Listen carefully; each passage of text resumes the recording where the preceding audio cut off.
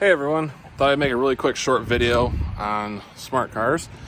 This is how to change the blend door actuator on a Smart 42, the 2008 through 2015 Smart 42 451 body.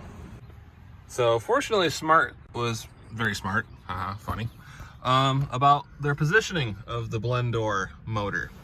The blend door actuator motor is right there. There are 3 screws, 1, 2, 3, and a clip.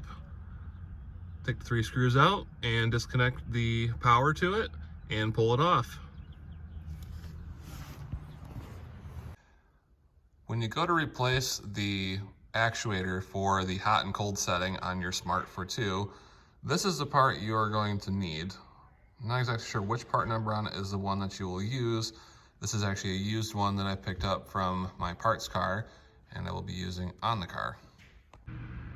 And after you've put the new one on the car, it goes and works just fine. I was having an issue with mine not cycling from hot to cold temperatures, and now it's working good.